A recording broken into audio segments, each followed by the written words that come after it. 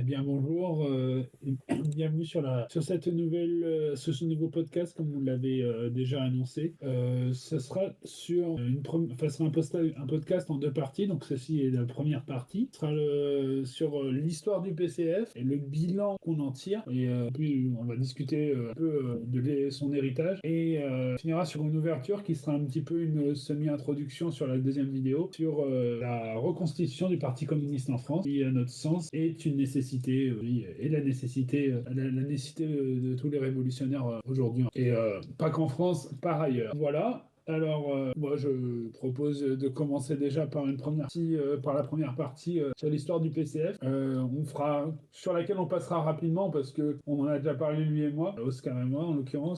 C'est que ça prendrait beaucoup trop de temps de faire un truc exhaustif. Ouais, parce C'est que juste pas réaliste. Ouais. surtout que l'année prochaine, comme dit, on sera 2026, donc il y aura les 90 ans de l'élection du Front Populaire. Donc ça permettra on pourra, je pense, consacrer une ou plusieurs vidéos à ce sujet. Parce que je pense que c'est quand même intéressant, ça a été la matrice quand même idéologique du Parti communiste dans sa manière de concevoir ce que pourrait être l'accès au socialisme, etc. Donc oui, je pense que là, ce serait plutôt se concentrer un peu sur ce qu'a été le Parti communiste, sur un peu sa formation, etc.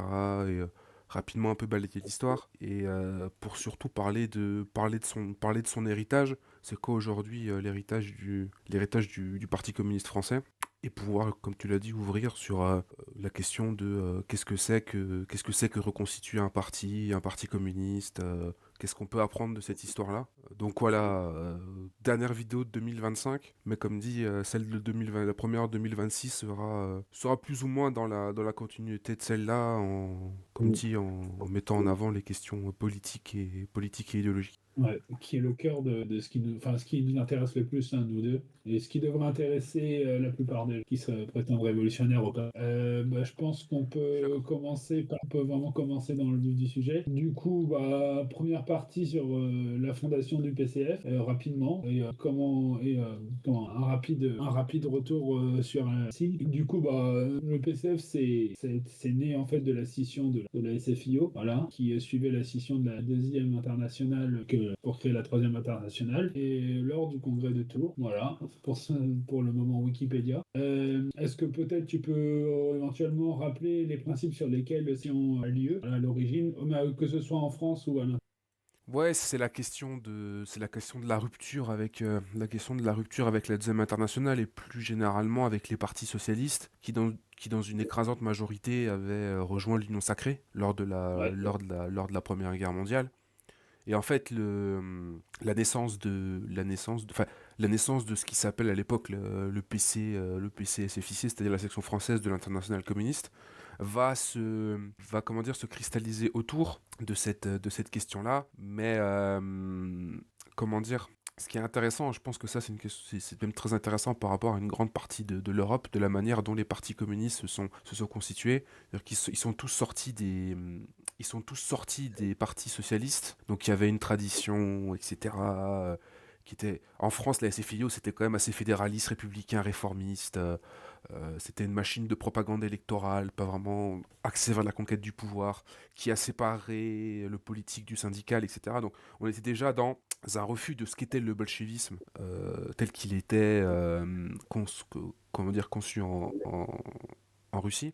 Et en fait, ça va se voir très rapidement lors de la scission. C'est-à-dire que la scission, elle se joue beaucoup sur la question de l'adhésion ou non à la Troisième Internationale, mais aussi on voit dès le départ comment est-ce que les principaux dirigeants qui sont pour l'adhésion à la Troisième Internationale, je pense à des gens comme Marcel Cachin ou Frossard, comment dire, je dirais pas qu'ils comprennent pas la révolution russe, mais en fait, ils voient plutôt le bolchevisme, la manière dont les bolcheviks ont pris le pouvoir, notamment Cachin qui de base était opposé à la révolution russe, est allé en Russie et est revenu en mode genre, et en fait, les copains, c'est trop bien, était plutôt en. Ils voyaient ça plutôt comme une méthode, une discipline, une machine efficace pour arriver à la victoire, mais pas comme une idéologie, comme une manière de concevoir la prise de pouvoir, est-ce que ça implique. Et on le d'ailleurs c'est intéressant parce que lors des débats euh, lors des débats pour ou contre l'adhésion à la Troisième Internationale, ceux qui s'opposent à l'adhésion à la Troisième Internationale, donc c'est-à-dire que ce soit la rupture avec la Deuxième Internationale, que ce soit la question de la centralisation ou le refus des 21 conditions, étonnamment, c'est Blum qui, je pense, est celui qui a le mieux compris ce que c'était que le bolchevisme. Lui, il a très vite compris que le bolchevisme, c'était une idéologie qui était complète, qui voulait une rupture totale et radicale avec les traditions du socialisme français, entre guillemets, et du socialisme hérité de la Deuxième Internationale, et qui, du coup, lui va mettre en avant le fait que non, voilà, nous on a notre propre socialisme français, nos propres traditions, nous on a le fédéralisme, on a la liberté des tendances, on a notre démocratie, on a notre voie vers le parlementarisme, etc. Et on voit comment est-ce que lors de cette scission-là, en fait, si les partisans de l'adhésion à la Troisième Internationale l'emportent, je crois qu'ils ont 3000 mandats, je crois contre 1000, un truc dans le genre. En fait, politiquement, ils perdent. C'est-à-dire que tous les opposants, ils refusent de participer, beaucoup d'opposants refusent de participer au vote, ils se retirent et ils Ouais. décident de maintenir la SFIO. Et ce qui se passe, c'est qu'en fait, les communistes vont se retrouver isolés, sans expérience, sans presse, sans cadre, parce qu'en fait, la SFIO va garder à peu près tout. Ils vont garder les fédérations, les élus, enfin, il va y avoir des batailles pour avoir l'humanité, etc. Donc, on voit comment est-ce que le congrès de Tours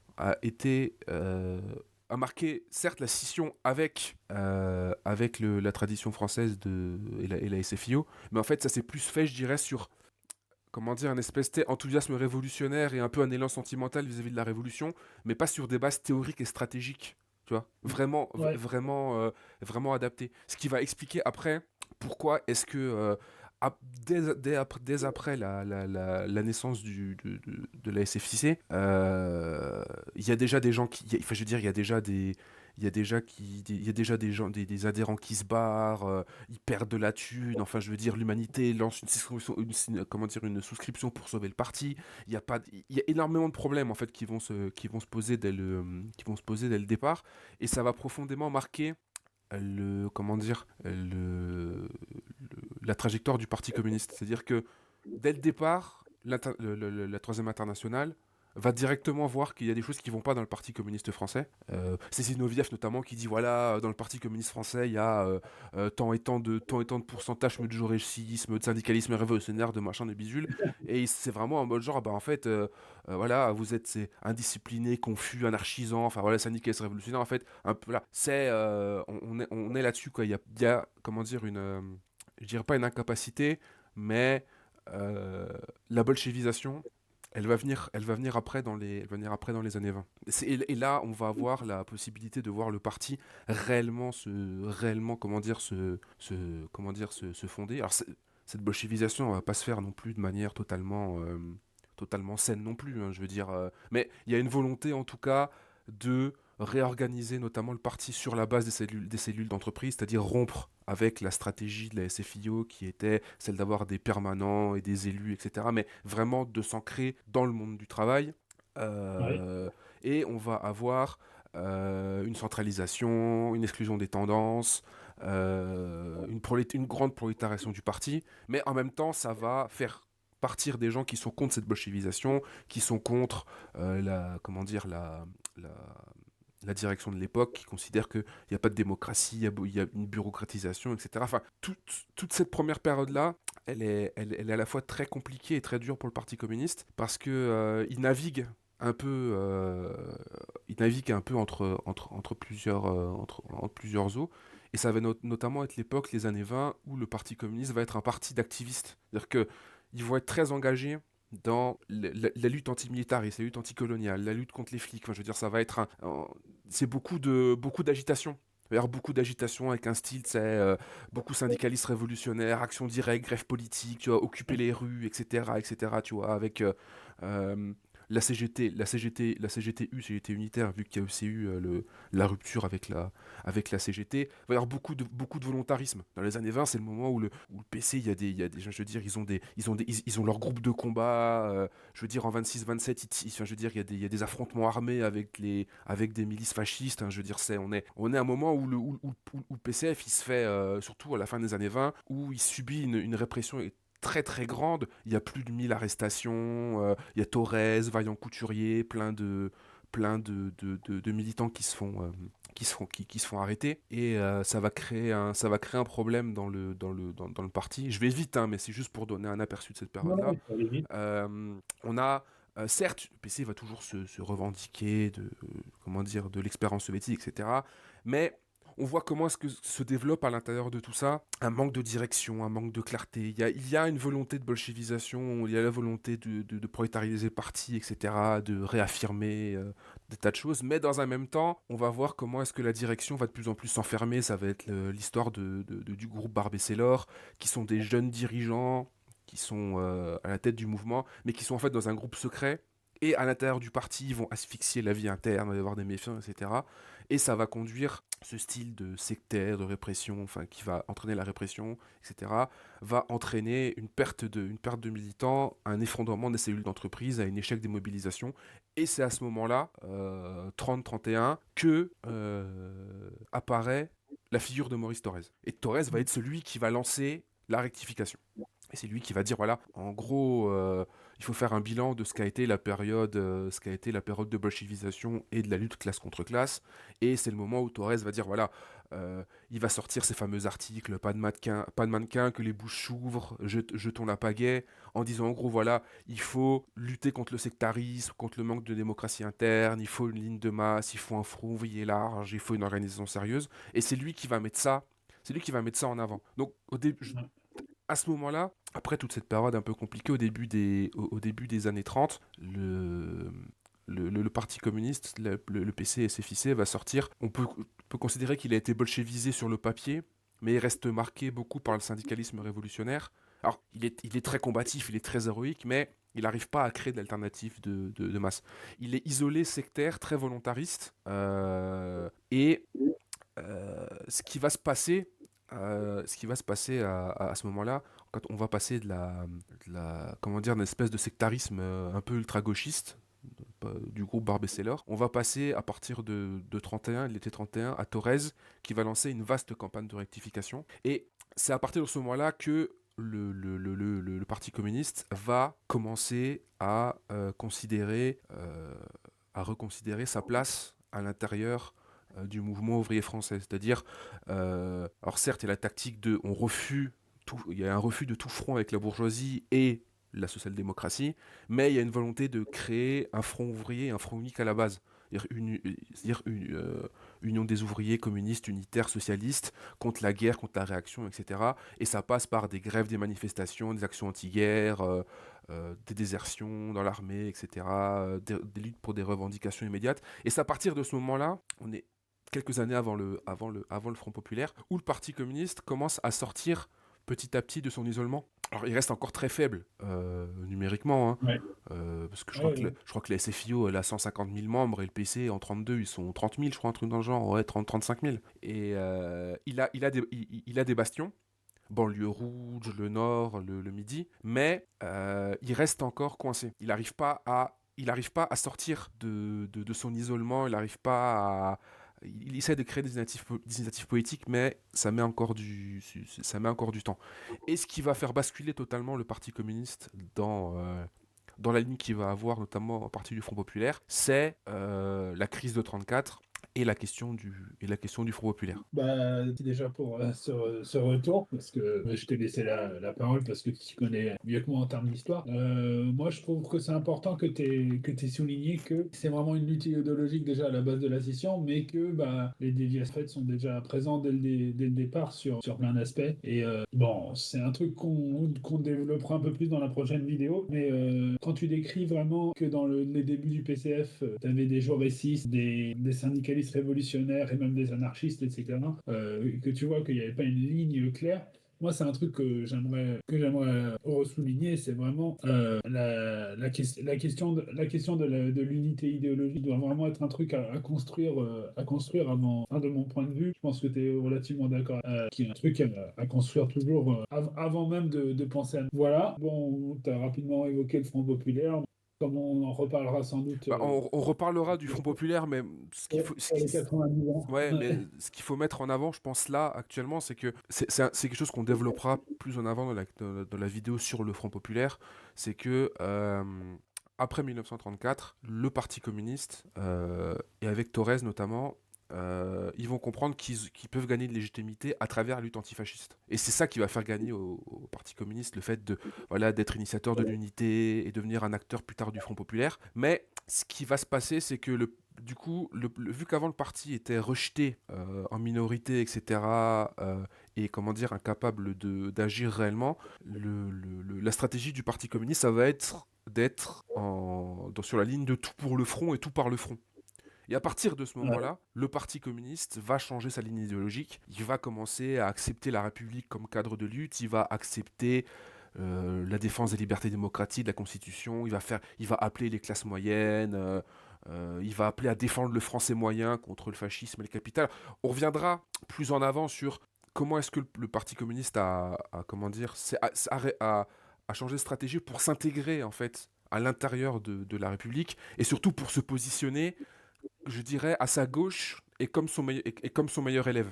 Dans le sens, voilà, la réalisation du socialisme en France ne peut passer que par la défense de la République. Et si on aboutit à étendre le socialisme et la République jusqu'au bout, on aura le socialisme. Ce qui d'ailleurs est la conception qu'avait Jaurès du socialisme et de son républicanisme. Mais on va petit à petit, ça, on y reviendra plus en avant sur la transformation culturelle et idéologique et la manière dont le Parti communiste va concevoir sa place au sein du Front populaire. Et ça va déboucher, comme on le sait, sur son interdiction en 1939 et le moment où il va, entre guillemets, renaître de ses cendres, c'est-à-dire au moment de la défaite de 40, où je sais qu'on va très vite, hein, mais comme on a dit, on va pas passer 3 heures dessus, mais c'est juste pour donner quelques bases. Et c'est vraiment comment dire, la résistance qui va lui donner encore plus de légitimité, dans le sens où le Parti communiste va sortir auréolé de la lutte armée, en fait, de son organisation, comment dire, du patriotisme, du rejet de Vichy, d'avoir généré les FTP, enfin voilà, et d'avoir été à la tête de la libération nationale. Voilà. Et ça va énormément comment dire, lui donner ça va lui donner un poids très important en 45, comme on le sait, premier parti de France. Premier parti de France, il va arriver, machin. Enfin, Torres va à partir du moment dire là que y a une voie française vers le socialisme et que du coup, on n'est pas obligé de passer par la Révolution, que on peut passer par la République. Enfin, tout ça va rentrer en ligne de compte. Et au final, ce qu'il faut comprendre, moi je pense que ce qu'il faut comprendre, c'est que à partir de cette période-là, enfin, que ce soit le Front populaire ou même après 45, et surtout, je dirais, à partir des années 50-60, le Parti communiste, il va changer, c'est-à-dire que il va abandonner la perspective de la révolution socialiste, il va s'intégrer dans l'État républicain, il va devenir réformiste, légaliste, il veut se préparer à gouverner dans le cadre bourgeois, donc c'est pour ça que, après, on verra dans les années... C'est très intéressant tout ce truc-là, parce que dans les années 70, tout le discours du PC, déjà à l'époque de Valdez-Crochet, puis et de Marchais, serait justement de dire, on peut s'appuyer sur les nouvelles couches, etc., pour mieux gérer... Enfin, en gros, on peut mieux gérer le système que les capitalistes. C'est pour ça qu'il faut voter pour nous. Parce que nous, voilà, on a une perspective, etc. Donc, comment dire, le Parti communiste va devenir, je dirais, le parti du peuple français, entre guillemets, sans vouloir dire... Je suis pas en train de dire que c'est le PPF, hein, mais je veux dire, il va se positionner... Non, mais voilà, non, mais, parce qu'il y a des gens qui vont dire, tu dis que c'est des fascistes. Non, mais ce que je veux dire, c'est que dans sa rhétorique, il va se présenter, en gros, comme le meilleur élève de la République, et donc comme le parti qui défend au mieux les intérêts du peuple français contre les 300 familles, contre l'oligarchie, etc., etc. Et ça va le conduire justement à avoir comme stratégie finale de considérer que sa place et son rôle ne pourra être que d'être une gauche de gouvernement. Et ça c'est quelque chose qui va marquer profondément pas seulement le Parti communiste, mais l'ensemble des partis communistes. Dans le sens où, je termine juste là-dessus, pour donner un truc un peu plus global, il y a toute une période très intéressante le Parti communiste, que ce soit de 45, 46, 47, enfin, toute la période, la fin des années 40, c'est très intéressant parce que je pense que c'est le moment où le Parti communiste, et même au début des années 50, il y a la grève des mineurs, il se passe des. Enfin, je veux dire, c'est très violent ce qui se passe. Et la grève des mineurs, il y a une partie du parti des militants du parti qui ont planqué des armes, qui sont prêts à les sortir. Je veux dire, on est à deux doigts de l'explosion. Et le PC va avoir ce truc de dire non, non, mais le moment est pas venu. Et de toute façon, ils y sont pas prêts. Ce qu'il faut avoir fondamentalement en tête, c'est que moi je m'oppose, et pourtant c'est un grand truc que comment dire, que le mouvement Mao français a mis en avant. Tu sais, c'est la célèbre chanson, nous sommes les nouveaux partisans, des traîtres Oui, nous ont volé, on reprendra les armes que des traîtres nous ont volées en 45. En fait, ouais. la vérité, c'est que On fait peur de Grange. ouais, Dominique, mais ce que je veux dire, c'est que moi je comprends ce truc-là, mais en fait, moi je dis toujours, pour trahir, il faut avoir quelque chose à trahir. Sauf qu'à cette époque-là, mais oui, non, mais le Parti communiste, sa stratégie, c'était pas de prendre le pouvoir par les armes. C'était pas son but. Donc en fait, il a pas trahi en 45. Parce que de toute façon, il s'en est pas donné les moyens, il en avait pas les moyens. Mais surtout, ce qui est important, d'un point de vue international, c'est que le Parti communiste va se faire critiquer. En 1947, il y a la première réunion du Cominform où, où Duclos se fait tailler en pièces par tout le monde. Putain, c'est une boucherie, hein, vraiment. Je mettrai en lien, il y a un texte dessus, il y a une analyse dessus qui a été faite par. Ouais, volontiers. Ouais. Qui a été faite qui explique, enfin, il s'est fait cisailler en deux, où on lui dit en gros, vous avez abandonné toute perspective révolutionnaire, vous avez fait du parlementarisme, du légalisme, etc., etc., vous n'êtes pas appuyé sur les grèves et tout, nanani, nanana. Et surtout, en fait, la position que va avoir le PC et que vont avoir les partis communistes en Europe, et même au-delà de l'Europe, vient, à mon avis, de la position qu'a eu le Parti communiste américain pendant la guerre et à la sortie de la guerre. Je m'explique. Euh, à l'époque, le dirigeant du Parti communiste américain, c'est Earl Browder. Et à l'époque, Browder avait demandé officiellement, en 41 ou en 42, il me semble, de faire sortir le Parti communiste américain du Comintern pour pas qu'il subisse la répression du gouvernement américain. Le Comintern avait accepté. Sauf qu'en fait, Browder, sa ligne va être, après Yalta, de dire en gros, ah mais maintenant, en fait, étant donné que Roosevelt, il allait avec Staline, du coup c'est bon, en fait, on a vaincu le fascisme, donc du coup, faut poursuivre cette alliance-là, et en fait, il n'y a plus besoin de faire la révolution, en fait. Parce que c'est bon, en fait, on a vaincu le Ouais. fascisme, donc il suffit juste de pousser petit à petit le capitalisme, et on va arriver vers le socialisme. Alors, il avait été condamné à l'époque, parce que je rentre pas dans le truc, mais Browder avait proposé de liquider le Parti communiste américain, ça va créer tout un bordel. Mais c'est intéressant parce que la ligne idéologique des partis communistes en Europe, que ce soit le Parti communiste français et italien notamment, ça va être justement de dire ah mais maintenant avec Yalta, il y a le partage du monde en deux. Les pays à l'Est, leur but c'est la démocratie populaire, c'est d'avoir des États socialistes, etc., etc. Et nous, notre tâche à l'Ouest, ça va être d'accepter cette division-là, mais de nous placer à la gauche du gouvernement et de pousser pour étendre la démocratie. Et plus on va étendre la démocratie, plus on permettra d'avoir le socialisme. Voilà, Ouais. Ouais. comment dire, le cheminement qui arrive à, comment dire, qui arrive à ça, quoi. Ouais, bah oui, oui. C'est très important que tu enfin, on revient hein, sur la question, bah, et que d'une certaine manière, il y a une sorte de débolchevisation, si je puis, je puis dire, et qui est une façon de, bah, aussi, comme tu l'as décrit, par la nécessité de remettre de l'ordre dans la société. Et ouais, genre, c'est intéressant, on en avait déjà parlé plusieurs fois, mais en privé, du fait que ouais, De Gaulle, enfin, que les armes étaient rendues à De Gaulle, c'était une trahison. C'est vrai que c'est un truc qui se dit beaucoup, mais oui, effectivement, c'était la ligne en fait. C'était la ligne idéologique. Et, et c'est intéressant parce que là, je pense qu'on peut rapidement clore. J'aurais pas dit grand-chose sur la première part, mais c'est pas grave.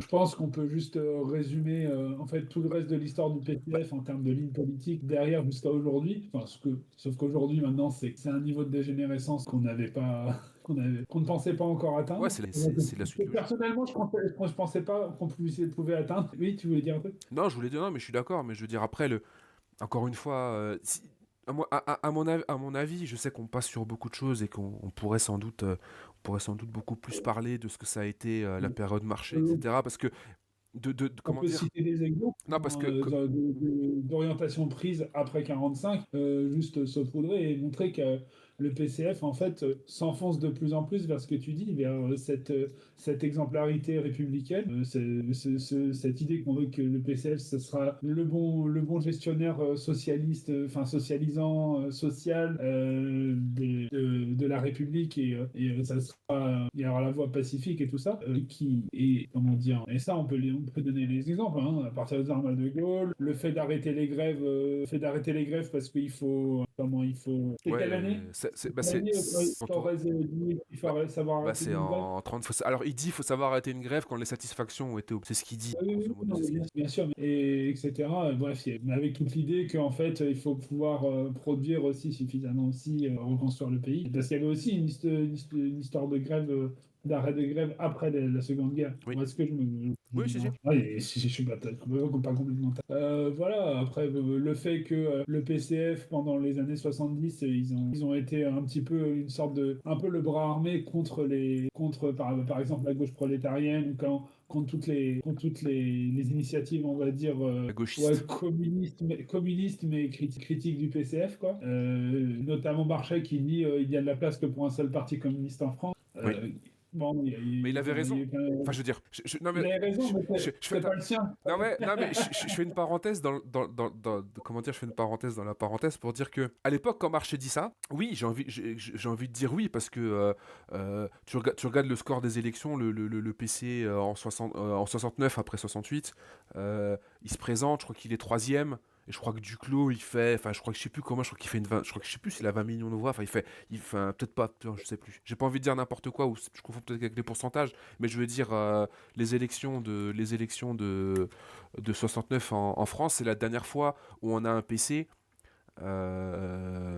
Ouais, voilà, Duclos fait 21%, il a 4 millions de voix. Alors et à cette époque-là, la SFIO, elle fait 5%, hein, et elle a 1 million de voix. Oui, il a Et, fait de mais faire. ouais, c'est ça. Mais c'est juste que ça monte à cette époque-là, que quand Marchais, il dit oui, oui, il y a de la place que pour un seul parti communiste, ils sont capables de le faire. Parce que je rappelle quand même que lorsqu'il y a la fondation du Parti communiste marxiste-léniniste de France, en Ouais. fin 69, le congrès de fondation, il y a des militants du PCF qui sont sur place et ils tirent sur la maison où il y a Oui, où il y a le truc, il y a des histoires d'enlèvement, de machin, de cassage de gueule. Il y a comment dire, les services d'ordre du PCF. Et un jour, ils avaient attaqué un meeting de solidarité avec le Vietnam. Ils ont voulu casser la gueule des mecs du PCMLF. Ça, même les Vietnamiens qui étaient présents ont rien compris. Enfin, outre cet aspect-là, si tu veux, à cette époque-là, Marchais, quand il disait oui, oui, il y a de la place que pour un seul parti communiste, oui. Mais par contre, aujourd'hui, 50 ans plus tard, quand t'as des gens du PCF qui viennent te dire oui, il y a de la place que pour un seul parti communiste, oh, à se calmer, hein. Parce que, bon, excusez-moi, mais votre poids dans la classe ouvrière aujourd'hui représente quasiment plus le rien. TDR, c'est qui, hein, je Voilà, suis non, mais désolé, hein. sans vouloir être méchant avec. J'ai des très bons camarades qui sont au PC, c'est pas le problème, tu vois, mais juste que les petits malins qui disent un parti, une clash, je sais pas trop quoi, il faut revoir ses ambitions à la baisse, hein, c'est fini. Hein, comme dit, il y a 50 ans, tu peux te permettre d'avoir ce discours, mais aujourd'hui, il faut revoir ses estimations à la baisse. Mais Oui, ils valent plus rien, le PCF. ce que je voulais dire, ce qui est intéressant, tu vois, c'est que je pense que, je pense que ça peut peut-être permettre de clore un peu cette histoire sur l'histoire un peu du PC, enfin de manière générale, mais je pense que je pense que Marchais a été ironiquement un des rares à l'époque, au début des années 70, à poser concrètement la question de le PC peut pas juste se contenter de soutenir les gouvernements de gauche de l'extérieur. Il faut avoir un programme et il faut s'approcher du programme. Et la manière dont il met ça en place, c'est de dire en gros, il faut mobiliser la classe ouvrière, les techniciens et l'aristocratie ouvrière, etc., pour aller vers une nouvelle gestion qui permettra en fait d'encadrer le secteur public. Et ça rentre là dans toute la théorie comment il s'appelle de Bocara sur le capitalisme monopoliste d'État, où en gros à cette époque-là le PC considère que l'État il est neutre et que du coup il faut l'investir et que si on arrive à investir l'État, bah du coup l'État tel qu'il existe à travers le secteur public, bancaire et industriel, s'il prend de plus en plus de poids par rapport au secteur privé, si on met en place une planification, etc., et bah du coup, on va exproprier l'oligarchie monopoliste et les masses vont pouvoir accéder au socialisme. Et je pense que c'est pour ça que Marchais va beaucoup mettre en avant après la question de... Bah, à la fois, ils vont liquider en 76 la dictature du prolétariat, ce qui est logique, puisque de toute façon, il n'y en a plus besoin, vu que de toute façon, pour le Parti communiste, le but, c'est l'extension de la démocratie. Mais surtout, le congrès d'après, je crois que c'est en 79, c'est là que Marchais commence à parler de l'autogestion, Ah oui, oui, oui. où ils mettent en avant le fait que voilà, maintenant ce qui compte, c'est plus la violence révolutionnaire, voilà, tout ce qui a été fait en Russie, etc., c'est plus la peine. Maintenant, ce qui est important, c'est la question de la propriété et la question de la gestion. Et donc, euh, euh, on peut arriver par divers forces et diverses formes de propriété, nationalisation, propriété coopérative, etc., même la propriété, tout ça peut nous permettre d'accéder à la France socialiste. Et c'est intéressant parce que tout ce plan de gestion va s'appuyer à la fois sur le développement de tout ce qu'on va appeler les forces intellectuelles de la production, les techniciens, les cadres, ce qui explique aussi pourquoi est-ce que donc du coup il n'y a plus besoin de dictature du prolétariat, mais aussi pourquoi est-ce que en fait il faut une espèce de planification technocratique, etc., qui doit en fait qui va permettre en fait de dépasser les vieux dogmes léninistes, etc., et que si on avance plus dans cette ligne-là, on va réussir à pouvoir avancer, à avoir plus de démocratie, plus de socialisme. Ça explique aussi pourquoi est-ce que le PC s'est transformé petit à petit en appareil à la fois de gestion, que ce soit sur le plan politique et sur le plan syndical avec la CGT. Sur le plan politique, ça va être la banlieue rouge, etc., où en fait ça va être une politique de gestion de la vie publique, d'intervention, etc. Mais jamais la question fondamentale à la fois de la question de l'État, la question du pouvoir, de la prise de pouvoir, etc., ne sera mise en avant. À part la question comment dire, la question un peu d'un point de vue purement économiste, tu vois. Ouais. Et c'est quelque Oui, chose oui, oui. qui en fait va traverser le PC et au final, une fois que Marchais va partir de tout ça, donc évidemment il y a le progrès, il y a 80, il y a la victoire de la gauche, etc. On sait ce qui va se passer, il y en a que il y a une participation, il faut surmonter la crise, etc. Et le PC va être un peu acteur de Bah, littéralement, ah, ah, ah, l'aile gauche de la République, voilà, c'est ça, puisque ils vont participer à ça. Et, après, et finalement, une fois que Marché est plus là, ça va être Robert Rue, etc. Là, en fait, ça va être à la fois la liquidation complète sous Robert Rue, et puis, tentative de liquidation sous Robert Rue. Après, va y avoir Buffet. Là, c'est la tentative un peu de nouveau union de la gauche qu'on va, qui va de nouveau, qui va nouveau se mettre en avant. Et puis après, Pierre Laurent, puis aujourd'hui Roussel. Voilà, on est un peu toujours comment dire, dans cette ligne, dans cette démarche. Voilà. ouais, voilà, bah, c'est ça. Et donc, bon, bah, on a donné, t'as fait une belle petite Ouais, alors rétrospective évidemment, pour les gens en commentaire, mais c'est pas un etc. reproche. C'est pas un cours magistral. Je pourrais parler 5 heures de ça, mais c'est pas le Mais sujet non, comme non, mais dit. Si, ah, non, non, mais non, non. c'est littéralement ce que je disais qu'il fallait faire rapidement, hein, c'est de remettre des points historiques dans lesquels qui montrent un petit peu, qui exemplifient, puisque montre en fait tout le développement en fait de cette ligne idéologique. Et ce que tu montres bien, c'est vraiment comment ça, moi je dis dégénérer, je me permets de l'utiliser de ça, que ça commence à dégénérer, comment cette ligne de républicanisme dégénère dans une forme un peu t'as dit technocrate en fait il faut mieux gérer l'État de manière socialiste, mais c'est pas un truc que tu as dit super intéressant que tu as rappelé de super intéressant, c'est Bocara, hein, qui disait ça, Ouais. que l'État, cette conception que l'État serait neutre, et qu'il fallait juste le rendre, on va dire, communiste, enfin voilà, le modeler à son image, alors que c'est rien que ça c'est une conception qui est complètement anti-marxiste. Ah oui.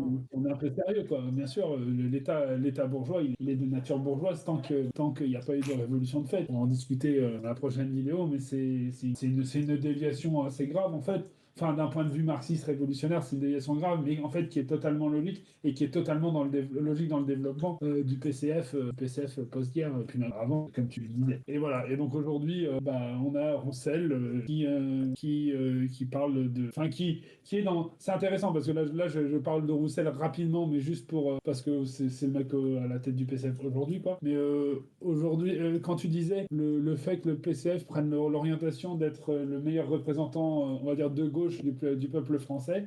Aujourd'hui, Roussel, on voit très bien qu'il est dans cette dynamique-là, dans cette vision-là, mais avec en plus, en étant dans une essentialisation du peuple, on va dire, légitime français, quoi, d'une certaine manière, en réduisant à des pratiques culturelles qui sont en plus juste très situées, hein, quand on y réfléchit, hein, le fait de manger du saucisson, boire du pinard. Je sais que c'est un truc qu'on leur reproche très, très souvent, mais et qu'en vrai, moi je suis d'accord pour dire que c'est juste une analyse superficielle, mais en même temps, pour moi, c'est vraiment la déviation qui remonte à la surface, le fait qu'on en arrive là, qu'on arrive à cette vision du prolétariat, du peuple français, un petit peu, Ouais, un petit peu bourru. et puis même au-delà de ça, je veux dire, quand on parle un peu au niveau idéologique, etc., tu vois, comment est-ce qu'on a réussi, comment dire, à dériver autant et à abandonner tout projet de rupture révolutionnaire. Enfin, en fait,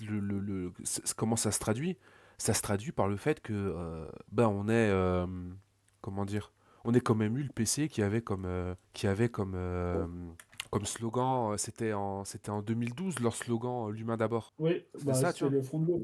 Ouais, enfin, Ouais, c'était le front de gauche. oui, c'était le PC et le fond gauche qui est mis en avant. Mais et du coup, on voit à quel point, en fait, tout ce qui faisait le marxisme-léninisme, etc., comment dire, même très déformé au sein du PC, etc., a laissé place, en fait, ça, une espèce tu sais, à la fois certes, un républicanisme social, etc., mais vraiment, je suis désolé, le mot d'ordre l'humain d'abord, faut le dire tel que c'est un mot d'ordre petit bourgeois, hein. C'est non mais l'humain d'abord, ça revient à, tu sais, j'ai l'impression que c'est le slogan tu te souviens de la Ligue des communistes? Tous les hommes Ouais, sont frères. Tu sais, ouais, ouais, bah, ouais. c'est exactement ça en fait. Dans le code de Raoult. Et Engels qui dit comment ça, tous les hommes sont frères, tu vois, ça veut dire quoi, tu vois? Ça veut dire quoi, tous les hommes sont frères? C'est quoi frère en quoi? Ouais, Frère en quoi? Enfin, tu vois, dans quel ordre social, dans quel machin, tu vois, en fait, il faut de la compassion pour ceux qui souffrent. Tu vois, genre, t'as une espèce d'idéologie tu sais, tu sais, de christianisme social. il y a Euh, pour ça même. Là, tu vois, c'est ça, un peu de truc de christianisme social, en mode genre, oh là là, voilà, faire du caritatif, la gratuité, le partage. Et en fait, c'est ça, en fait, qui a totalement envahi, je pense, une grande partie de la direction, et même idéologique du Parti communiste, qui s'est retrouvé, en fait, dans une position où il ne pouvait, en fait, que à la fois être le meilleur élève de la République, donc, du coup, s'inscrire dans la logique républicaine même, du républicanisme social, et non plus leur mettre en cause. C'est ça finalement comment dire, je dirais idéologiquement le plus dramatique dans la Ouais. formation idéologique du PC au fur et à mesure. C'est-à-dire que certes, ok, d'accord, le PC a une grande implantation, etc., etc., mais je veux dire, même au niveau du syndicalisme, même à ce niveau-là, tu vois, moi je considère qu'aujourd'hui, les gens qui disent ah il faut aller dans les syndicats, etc., d'accord, ok, moi je suis d'accord, il faut aller dans les syndicats, mais pour faire quoi? Si c'est juste pour dire ah, il faut mieux gérer, il faut défendre les salaires, etc., ce qui est un but tout à fait louable, je dis pas, mais c'est quand qu'en tant que communiste on mette concrètement en avant la question des rapports de propriété, des rapports sociaux au sein de l'entreprise, la division du travail, etc., etc. C'est ça aussi qu'il faut faire. Et ça, en fait, j'ai l'impression que ça a été, c'est quelque chose qui a été totalement oublié, en fait. Moi, je veux dire, moi, mon objectif en tant que communiste, c'est pas d'être aux manettes pour mieux gérer ce qui existe déjà, tu vois. C'est réussir Ouais. à faire en sorte de dépasser ce qui existe et de mettre en place des nouveaux rapports sociaux, des nouveaux rapports de production, etc., etc., quoi. Donc, je pense qu'on est aussi, je pense qu'on est aussi là-dedans. Et je sais très bien qu'il y a des gens qui vont certainement me dire non, mais tu sais, au parti, il y a des gens qui sont sur des lignes de gauche, marxiste-léniniste, etc. Je suis d'accord. Très bien, très bien, camarade. Je vous salue, tout ce que vous voulez. Vive Staline, c'est pas un problème, tu vois. Mais la question fondamentale qui va se poser, c'est bien beau d'être à l'intérieur du parti et et de faire ce genre de choses, faire le travail que vous faites. Mais la question qu'il va falloir se poser, c'est est-ce qu'il est possible, aujourd'hui, concrètement, de pouvoir renverser, parle bien de renverser, hein, je veux dire, les feux sous le quartier général, de renverser cette direction-là, et de mettre un terme entre la séparation qui existe entre la direction, que ce soit entre le comité national, entre les élus, etc., et des militants de base qui sont souvent des militants qui pour moi sont clairement des gens qui peuvent être marxistes, etc., qui sont parfaitement honnêtes, mais qui dans leur pratique en fait ne peuvent rien faire d'autre que reproduire l'état actuel des choses. Et c'est pas ça que nous on veut. C'est pas reproduire Non. l'état actuel des choses. On veut pas faire du caritatif, on veut pas faire ce genre de choses. C'est concrètement comment est-ce qu'on change comment dire la réalité de millions de millions de personnes. Et ça passera pas par l'humain d'abord, il faut de l'humanisme, vous vous rendez compte, il y a des pauvres, il y a des méchants riches, il y a des méchants riches et des pauvres qui sont pauvres, etc. etc. quoi. C'est, euh, c'est une liquidation totalement complète de l'idéologie de ce que doit être le PC. Encore une fois, moi le républicanisme social, et de ça on a prévu aussi d'en parler parce que je pense que c'est Ouais. un gros morceau dans l'histoire comment dire, du socialisme français. Moi ça me dérange pas qu'un Mélenchon soit sur cette ligne-là. M'en fous, Mélenchon c'est Non, Jaurès. oui, c'est Moi, je- cohérent. C'est Moi, cohérent. c'est cohérent. Euh, Je demande pas plus à Mélenchon. Mélenchon, il fait le service. Il dit, moi, mon objectif, c'est la République et je vais l'améliorer. D'accord, très bien, ok. Mais moi, je peux. Mais on je veux n'est dire, jamais caché. Hein.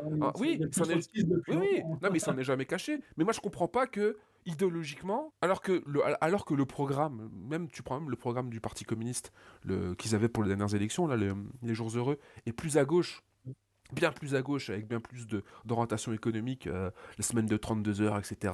Les Évidemment, nationalisations. des nationalisations stratégiques, etc. Après, on peut discuter aussi ce que ça veut dire, nationalisation, etc. Mais, Non, non, mais par rapport à ah oui, Mélenchon, par rapport à par Mélenchon, rapport à Mélenchon qui dit, moi, je veux discuter et tout, machin, t'as ce programme-là, et puis qu'est-ce qui se passe? T'as Desfontaines qui va parler chez Pascal Preux, et Pascal Preux lui dit, ah, mais moi, j'ai jamais discuté avec des communistes comme vous. Ah, mais à un moment donné, c'est pas possible. Je dis, non, mais tu sais, bah oui. moi, c'est un truc, je le répéterai toujours. Hein. Je répète toujours cette citation d'Auguste Bebel, le vieux militant de la social-démocratie allemande, qui disait à chaque fois que je fais un discours au Reichstag et que je suis applaudi par les pangermanistes, je me demande ce que j'ai pu dire comme ânerie. Bah oui.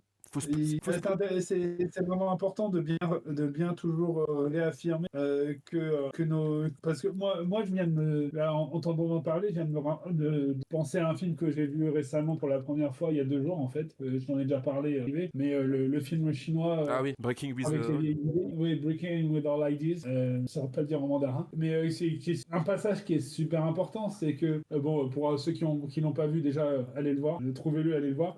Et pour ceux qui l'ont vu, moi, je fais référence. Enfin, pour ceux qui l'ont pas vu plutôt, bah, ça parle en fait d'un ancien résistant, un ancien résistant à l'invasion japonaise du Parti communiste, qui était berger à la base, bref, qui n'était pas éduqué et qui, genre, pendant 58, est envoyé être directeur d'une université. Et en gros, dans l'université, il voit qu'il y a des modes il y a un mode de fonctionnement qui est très, très bourgeois, très méritocratique au final, très sur sélection et tout ça. Et en fait, tout le long du film, et là je le fais rapidement, mais tout le long du film, il impose une ligne, on va dire, et des critères. Il le dit hein, clairement à un moment du film. Il dit nos critères, c'est pas les critères de la bourgeoisie. Les critères de réussite, c'est pas les critères de la bourgeoisie. On va pas chercher une excellence selon des critères abstraits qui n'ont aucun sens dans la matérialité concrète. Et ben vis-à-vis de l'État, de ce qu'est un État prolétarien, de ce qui fonctionne. C'est pour ça aussi que bon, je veux pas dériver trop du sujet, mais on va dire que c'est pour ça que des fois, je comprends pourquoi c'est fait parfois par certains communistes. Je trouve ça un petit peu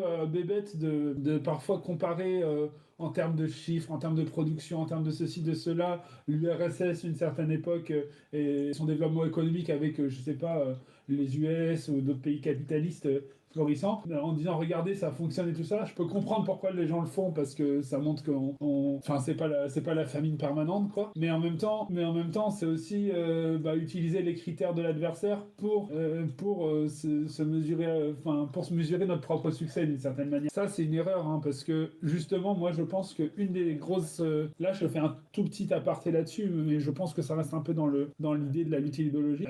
Moi je pense que justement une des grosses choses quand l'URSS a été une énorme erreur, ça a été justement d'être trop dans cette course à l'industrie, d'être dans cette concurrence vis-à-vis des US pour montrer qu'on était un meilleur modèle et pour le montrer au monde entier et pour promouvoir un petit peu le modèle soviétique. Alors qu'en réalité, c'est pas là-dessus qu'il fallait Enfin, c'est pas ces critères qu'il fallait avancer. L'exemple que moi je prends souvent et dont j'avais déjà parlé, ça a été le fait de construire, de généraliser une industrie automobile. Alors ok, c'est la voiture du peuple, etc. Mais au lieu de développer des transports en commun massifs et de changer totalement le modèle de la ville et de penser qu'est-ce que c'est la ville socialiste, quoi. Au sens vraiment et par rapport à la ville capitaliste. Bref, c'est petite parenthèse. Et donc pour revenir un peu, pour recentrer sur le sujet, bah, quand le PCF dit bah, l'État c'est neutre ou genre faut juste être le bon élève, bah, c'est le même type d'erreur. Et bah, ça, c'est le truc pour moi c'est vraiment une liquidation en fait d'en arriver toujours. Je sais pas, je sais plus pourquoi j'en suis arrivé là, mais j'avais envie de le caler. Non, mais c'est des questions c'est des questions intéressantes vis-à-vis de questions de qu'on parlait de la politique du PC, etc. et de comment est-ce que notre objectif c'est juste de mieux gérer ce qui existe déjà en prouvant que vous avez vu on est capable de mieux faire gérer, ou est-ce que notre objectif c'est de dire en gros voilà est-ce qu'on est capable de dire une autre société qui permette de comment dire de d'être vivable pour grand nombre. Mais c'est marrant parce que tu prends l'URSS, mais tu sais que c'est un argument que même certains anards ils en Espagne pour dire ah, vous avez vu sous l'autogestion ça marchait mieux qu'avec les capitalistes. Oui. Ouais, mais Oui, non, mais je suis d'accord. Très bien, je note. C'est vrai que c'est ouais, vrai que mais quel modèle, quel changement de... Parce que franchement, moi, les révolutionnaires, ils veulent changer le monde et au sens le plus profond du terme, quoi. Et changer les êtres humains, même. Changer le contrat social, en fait, qu'il y a entre les êtres humains. Enfin, pas que le contrat social, mais en fait, leur vision du monde, quoi. Et ouais, genre, c'est pas en disant, ouais, on fait mieux le marchand. Enfin, les rapports marchands sont mieux quand nous, on a le pouvoir ouais, on va les et plus humaniser quoi. humains, et plus sociaux. Je veux dire, je dis pas que je dis pas que voilà, c'est pas préférable. Hein. Moi, j'aime bien la citation de dire ouais, le pire du socialisme est préférable au meilleur du monde capitaliste. Je suis assez d'accord en réalité avec ça. Mais si tu te cantonnes à ça, bah, t'as perdu en fait. Tu finis par perdre. Tu finis par liquider. Et par perdre in fine parce que bah, tu remets pas en cause les rapports sociaux aussi profondément qu'il le faut. Parce que tu ne vises pas à transformer comment le contrat. Enfin, j'ai dit le contrat social en mode Rousseau, mais voilà, tu m'as compris. Oui, oui, non, Tu c'est compris. Hein. transformes profondément la société et les êtres humains. Mm. Et leur rapport subjectif au monde aussi. Et c'est ça en fait là, parce que là on a quand même abordé depuis un moment donné, vu qu'on parle de la situation actuelle de Roussel, etc. Enfin, l'héritage de l'héritage du PC, c'est un peu ça quoi. J'ai envie de dire, c'est avoir voulu démontrer que à travers la gestion municipale, etc. Ce qu'on appelle le communisme municipal, les banlieues rouges, etc. C'était possible de mieux pouvoir gérer la vie des gens. Moi je suis pas en train de dire que c'était pas bien hein, le communisme municipal. Hein. Je Ah pense que non, ça a non, été, non. ça a été une expérience très intéressante. Que ce soit en France ou en Italie. En Italie, il y avait à peu près la même chose quand le PC tenait des mairies. Mais après, c'est le problème, c'est que qu'est-ce que tu vois, en termes de transformation des rapports sociaux et de transformation de la vie des gens, tu vois, qu'est-ce que, c- concrètement, qu'est-ce que ça a signifié? Certes, ok, d'accord, il y a des gens qui pouvaient avoir accès à des tas d'infrastructures, ça améliorait leur niveau de vie, etc. C'était cool, la MJ, t'allais à la MJC, t'avais machin, tu pouvais prendre des cours de musique, d'art, de machin, enfin tu vois, t'avais plein de choses. Moi je dis toujours, hein, la banlieue rouge, ça donnait deux choses, hein, Bernard Tapie et NTM. Voilà. Et d'autres choses, tu vois, mais ce que je veux dire, c'est que voilà, c'est, c'est pas, je dis pas que c'est négligeable, mais finalement, c'est une question plus globale à force de considérer que de toute manière, la place du parti et de son organisation et de sa politique n'a été simplement que de se présenter comme l'aile gauche de la social-démocratie ou l'aile gauche du républicanisme. Mais en fait, c'est encore une fois ce qu'on disait. En fait, tu n'arrives qu'à humaniser en fait les rapports marchands ou à mettre un peu de baume dessus. Mais je veux dire, encore une fois, je veux dire, faire du caritatif, il y a des associations qui le font déjà, quoi. Je veux dire, Ouais. c'est pas le, comment dire, c'est pas le souci. Moi, je suis pas en train de dire que c'était pas bien, qu'il existait des maisons du peuple, des endroits où on pouvait sociabiliser, etc. C'était même très bien, t'allais, machin, t'avais le délégué, t'avais le représentant, tu vois. Encore une fois, en termes d'héritage, moi, il y a des tas de choses que j'ai trouvé intéressantes. Rien que par exemple le Parti communiste a eu pendant très longtemps des cellules d'entreprise. Alors là, le congrès d'avant, parce que leur prochain congrès en l'année prochaine, leur dernier congrès, remettait en avant la nécessité de refaire des cellules d'entreprise. Il faudrait déjà se demander pourquoi est-ce qu'à l'époque, ils ont considéré qu'il fallait plus qu'il y ait de cellules d'entreprise. Déjà. Et en fait, à mon avis, c'était quelque chose d'intéressant, parce que la cellule d'entreprise, c'était le moyen d'être le plus proche de la classe. Et tu pouvais avoir une politique directe vis-à-vis du prolétarat, de la classe ouvrière, tu pouvais être implanté directement, tu pouvais discuter politique, mobiliser les gens, etc. Et ça, je pense, par exemple, tu vois, que ça a été ça a été quelque chose d'important. Je pense que le Parti communiste, à sa grande époque, malgré tout ce qu'on moi idéologiquement, il y a plein de choses lesquelles je suis pas d'accord, que ce soit Bocara, que ce soit Poulenza, c'est tout, etc., qui ont un peu tous théorisé une prise de pouvoir pacifique de l'État, etc. Le Parti communiste était capable a été capable de former des militants. Il y a eu des militants ouvriers. Torres, Duclos, Pierre Sémar, enfin je vais pas tous les faire, quoi. Je veux dire tous les grands dirigeants du PC, l'écrasante majorité des dirigeants du Parti communiste ont été des gens, même la CGT, Krasuki, il a été envoyé en camp alors qu'il avait même pas 20 piges, il était à la tête de la CGT, je veux dire voilà. Ça c'est quelque chose il faut le reconnaître. La prolétarisation, les cadres ouvriers, une certaine implantation dans la classe ouvrière, le communisme municipal, les écoles de formation du parti. Parce qu'encore une fois, idéologiquement, ça a quand même été extrêmement intéressant. Pour avoir discuté avec des vieux militants, etc., qui étaient au PC, qui sont partis du PC, etc., moi, j'ai déjà discuté avec des vieux prolos qui m'ont dit les larmes dans les yeux que oui, ben, tu sais, moi, sans le parti, je ne saurais pas lire, je ne saurais pas écrire. D'autres qui m'ont dit quand je suis arrivé de ma Cambrousse et tout, etc., et que je suis monté sur Paris pour faire mes études, eh ben, j'ai intégré, j'ai suivi les cours du parti et tout à l'époque, j'ai appris la philosophie, l'économie politique, j'ai pu lire tous les classiques du peuple. À l'époque, le PC avait les classiques du peuple, donc tu pouvais lire tous les grands auteurs de l'histoire de France. Tu lisais Racine, Molière, etc. Tu vois. Et ça, c'est indéniablement, c'est des choses qu'il faut pas rejeter parce que depuis le début, j'avoue qu'on charge un peu la mule en train de dire le PC depuis le début c'était de la merde, ils aura compris au bolchevisme, c'est des idiots et tout machin. Alors, on ne peut pas dire que c'était des idiots. Torres, t'as rien compris, nanani, nana. Il faut voir, je pense que c'est moins. Là, je pense, encore une fois, si on revient sur la question de l'héritage, etc., ça va au-delà de la question du PCF, c'est même poser la question en France en France, comment est-ce que on a compris et intégré le marxisme. Et ça, c'est une question qui, à mon avis, doit être se fait sur un siècle et demi. Tu vois, c'est une question qui est beaucoup plus large que celle uniquement du Parti communiste. Qui, à mon avis, le Parti communiste, je dirais le moment intéressant du Parti communiste, je dirais, ouais, c'est la période.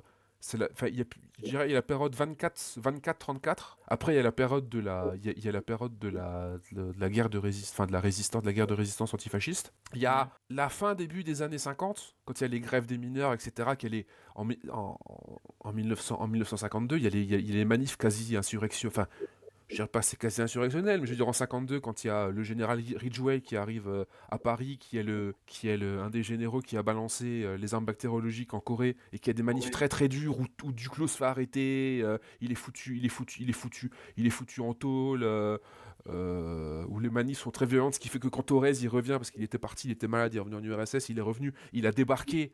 André Marty et une grande partie des anciens FTP, parce qu'ils les accusaient d'avoir fait du gauchisme et d'avoir voulu précipiter les choses, etc. Donc tu vois, il y a plein de périodes intéressantes qui méritent d'être analysées.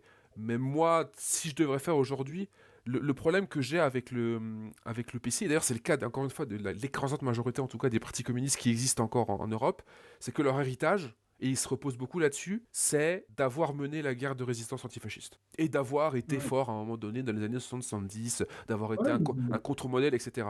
Et j'ai l'impression, en fait, que, irrémédiablement, en France, il y a le CNR en plus, voilà, parce qu'en voilà, ça a vraiment été le grand truc, la Sécu, Ambroise Croizat, tout ça. C'est vrai que j'ai pas parlé de Croizat avant dans les militants, mais je veux dire, les Marcel non, Paul, mais les Ambroise Croizat. en plus, En fait, tout c'est. En fait, juste pour terminer, le problème, c'est qu'aujourd'hui, j'ai l'impression que c'est un argument. En fait, si tu veux, l'argument du PC qui dit oui, mais regardez notre histoire, on a été le parti de la sécurité sociale, du CNR et de la résistance, etc., et du Front populaire, d'accord. Mais si tu veux, c'est un peu l'argument des gens qui critiquent le FN en disant ah, vous avez vu, ils ont été fondés par des nazis. Tout le monde s'en fout.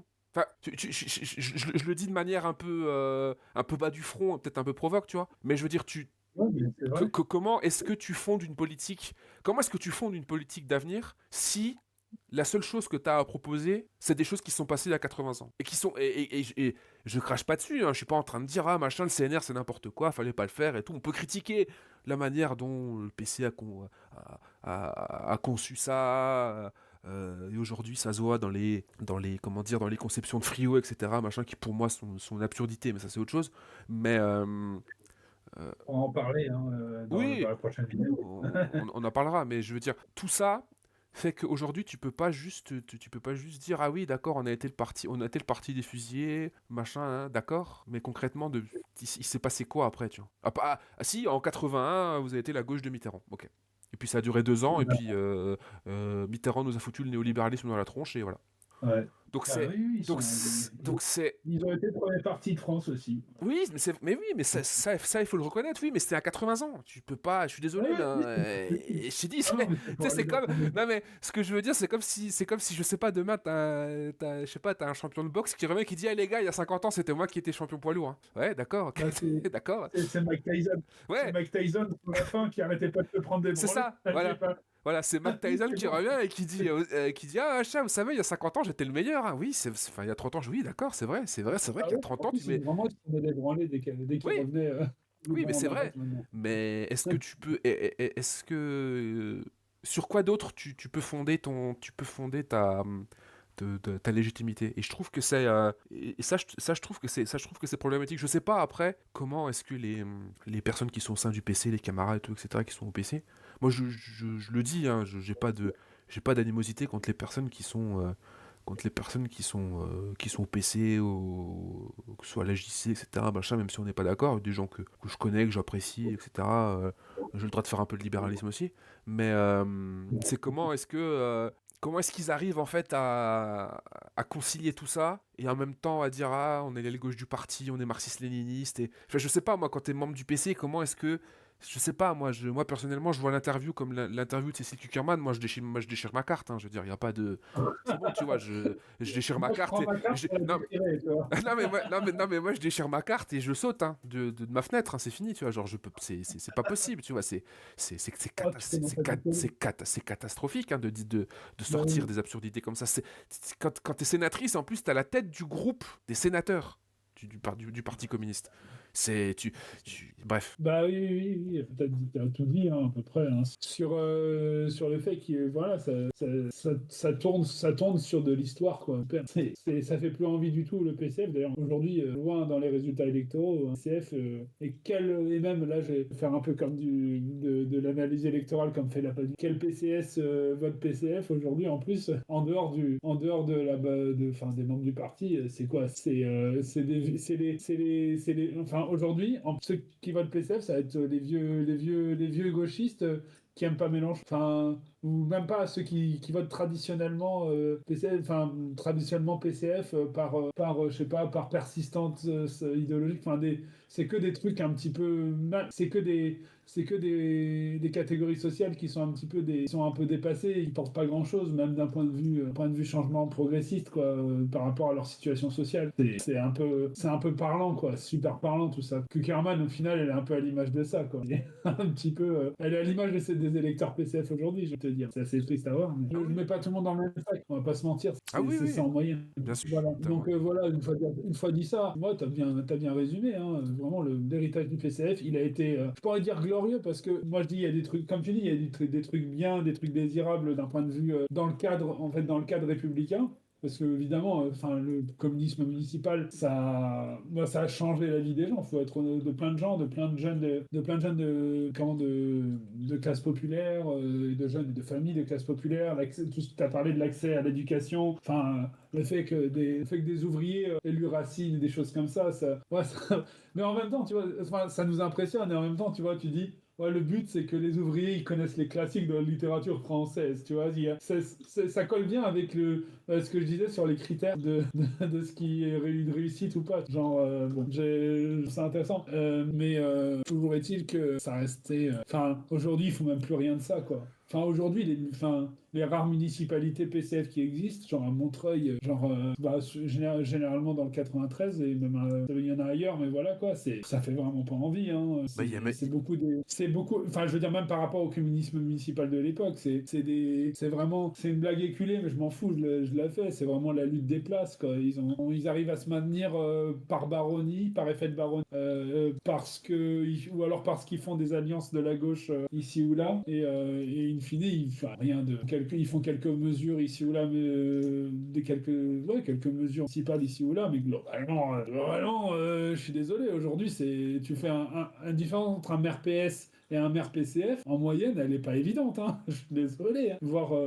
Voire parfois plus loin. Non, non, Et non. du coup, cet héritage, c'est vraiment, ça se voit à tous les niveaux. Du coup, désolé, hein, feu sur le quartier général. Enfin, en vrai, aujourd'hui, feu sur Colonel Fabien, ça vaut pas le coup. Ça, comme on dit, ça vaut plus grand chose. Donc, ça vaut juste pour moi, faut dénoncer, tu vois, ce que c'est l'imposture que c'est, mais en même temps, ça a plus vraiment beaucoup de, ça a plus d'importance quelque part de dire qu'il faut détruire le PCF. Le PCF est déjà mort. Il survit. C'est l'appareil qui survit. C'est pas le parti qui, même à tout point de vue.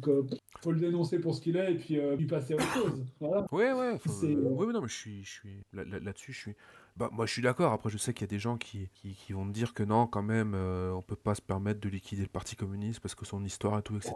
Puis ça reste quand même un parti avec des élus, etc.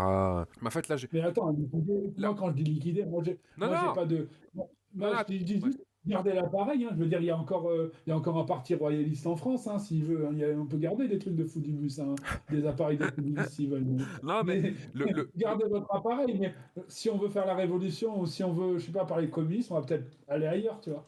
bah, si tu veux, j'ai l'impression c'est un peu marrant parce que je sais pas si t'avais vu, enfin si je pense que tu l'as vu, tu sais, il y a Faure qui était interrogé là sur l'émission de Luma là, et Ouais. il a dit ah, moi je propose qu'on fasse un congrès de Tours à l'envers, il y a pas de raison que Ah oui. y a pas de raison que les socialistes et les communistes et tout machin soient dans deux partis séparés, enfin bah, faut avoir du cran pour dire ça. Et deux, faut avoir la base pour le dire aussi. J'en dirai pas plus, mais voilà. Mais Ouais.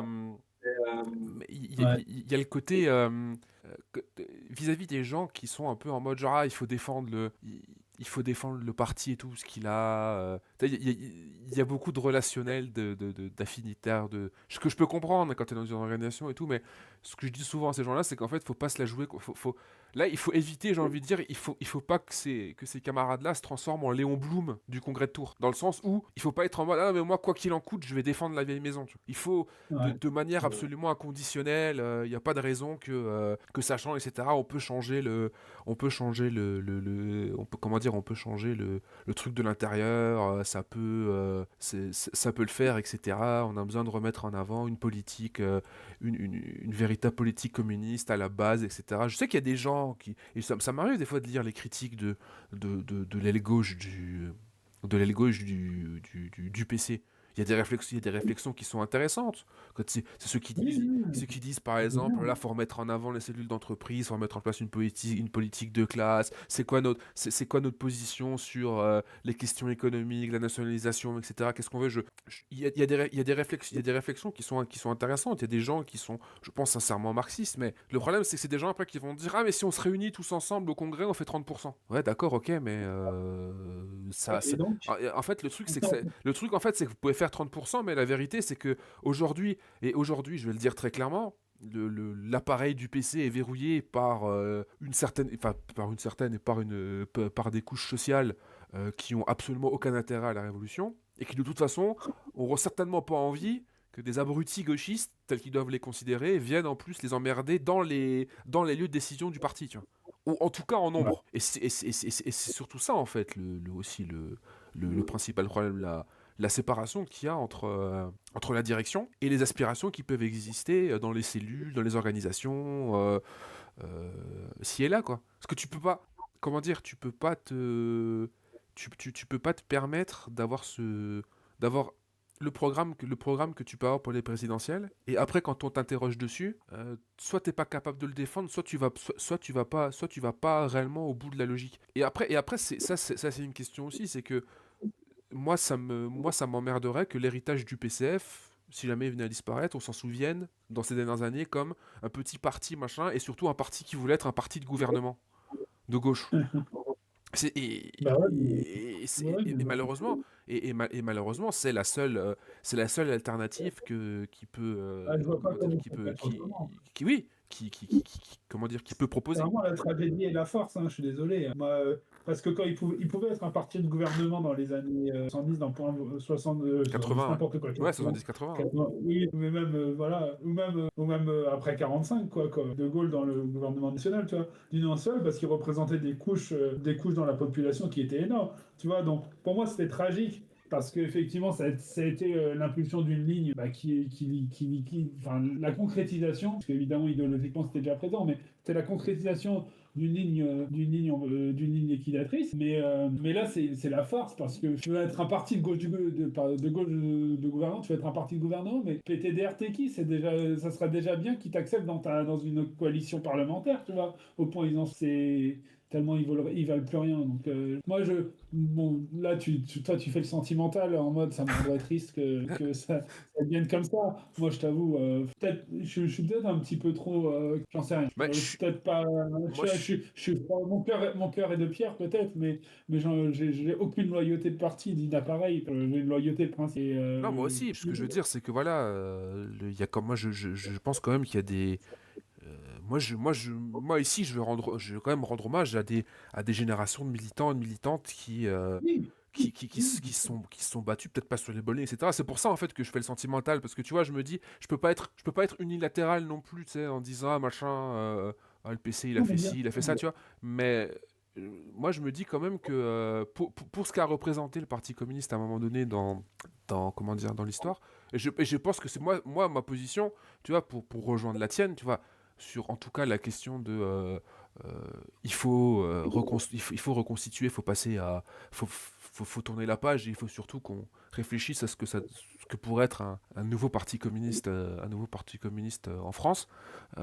Ça passe aussi par le fait de se dire voilà, je reconnais ce qui a existé, que ce soit les gens qui se sont sacrifiés, que ce soit pendant la guerre, etc. Enfin, je veux dire, même au-delà de ça, et des militants qui ont été sur le terrain, qui ont donné beaucoup sans recevoir énormément. Moi, j'ai presque envie de te dire que c'est pour ces gens-là, et même aujourd'hui encore pour les gens qui militent sincèrement, que la nécessité de reconstruire un parti communiste se pose aussi, tu vois. Outre les aspects, tu vois, purement idéologiques, politiques, comment dire, qui se posent à nous. Il y a aussi il y a aussi ce truc-là. Je sais pas si ça fait de moi un sentimental, mais en tout cas, je me dis voilà que Non, je pense que de manière générale, il y a aussi beaucoup de personnes qui sont aujourd'hui au PC depuis de très longues années, que je connais. Une anecdote, hein, à la fête de l'UMA, je suis revenu avec deux camarades, et avec un camarade avec qui je n'avais pas parlé depuis de nombreuses années, on se connaît depuis une dizaine d'années, qui est au PC.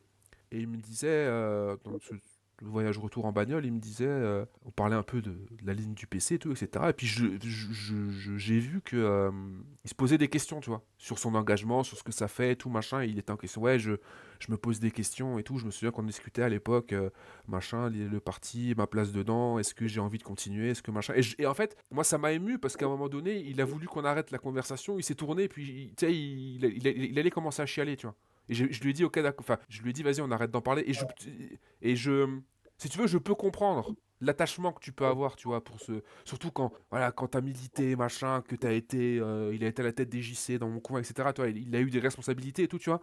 Et je sentais, en fait, comment dire, l'attachement qu'il avait sur le plan personnel et politique, tu vois. Parce qu'il a eu des problèmes, Ouais. il a eu des problèmes personnels et tout machin. Le parti a été là pour. Tu vois, il y a tout ça aussi qui rentre en ligne de compte. C'est pour ça que je me dis, Voilà, et c'est ouais. c'est pour ça que je me dis en fait, moi j'ai pas envie que ces gens-là deviennent dégoûtés de la politique. Ou arrêtent tout simplement de militer parce qu'en fait ils se disent communistes mais en fait comment dire ils finissent par se dire ah mais la politique ça me saoule je vais faire de l'associatif ce qui est très bien aussi tu vois mais on perd un militant politique. Ouais. Et c'est pour ça en fait qu'on a Oui, besoin. C'est pour ça aussi qu'on a besoin de reconstruire et de rebâtir comment dire un parti communiste. Non, je le dis parce que moi je m'en fous. J'ai pas de haine particulière. Je suis pas en train de dire ah machin il faut que le. J'ai pas une haine historique vis-à-vis du PC en disant ah machin vous vous êtes opposé aux gauchistes dans les années 70 vous devez mourir et tout etc. Je me dis simplement ah, que non non mais je sais très bien que ce sera ça peut être interprété comme ça. Moi je pars du principe que et c'est dialectique, TM, que en fait comment dire le nouveau chasse l'ancien. C'est comme ça. Et à un moment donné, il faut accepter aussi que les situations historiques font que on peut pas se contenter de juste vouloir réanimer ou maintenir un cadavre. Voilà. oui, oui, non, mais bien sûr, de toute façon, quand il y a des pertes de partis qui ont voulu dire quelque chose, qui ont eu un impact dans la vie politique, clairement, ça fait une déchirure, hein, parce que c'est vrai que dans le parti, il y a plein de gens qui sont au parti, ça j'en avais déjà parlé avec des copains, qui sont au parti parce qu'il n'y a pas parce que c'est le parti en soi. Enfin, des ouvriers, des gens qui se disent communistes et qui disent qu'il faut être au parti.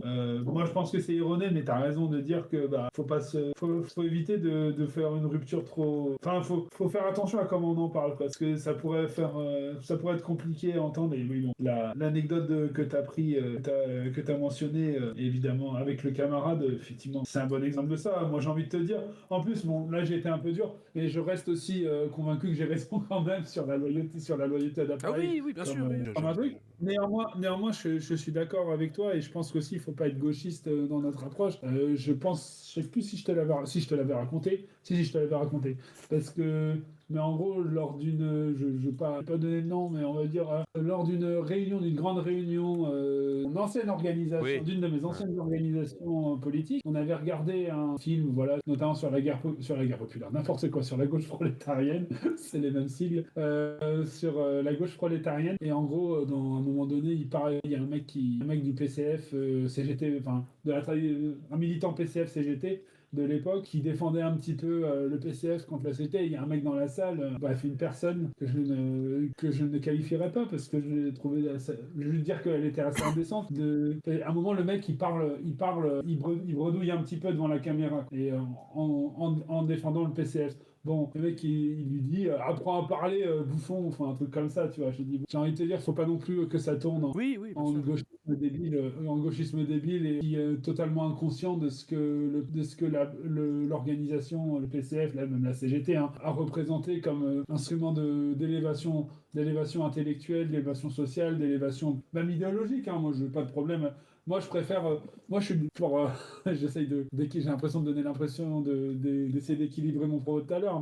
Moi, je préfère que les mecs, à l'époque, ils étaient au PCF, que ça a été des ouvriers gaullistes, tu vois. C'est pas, enfin, à 100%, tu vois, il n'y a pas de souci. Je préfère qu'idéologiquement, ils se soient nourris comme ça. Mais du coup, faut prendre ça en compte, bien sûr. Voilà. Après voilà, quoi, faut pas déconner. Je sais pas qu'est-ce qui a sauvé au PCF, hors le fait de, je vais le dire autrement, la nécessité de mouiller la nuque des camarades sincères qui Ah sont encore au oui. PCF Non, mais il faut pas pour non les aider à plus. sortir, tu vois ce que je veux dire. Oui, non, mais il faut pas non plus être en mode genre, tu sais, comment dire, il faut pas être en mode dans le côté, faut juste les accompagner, dire oh mon Dieu, c'est très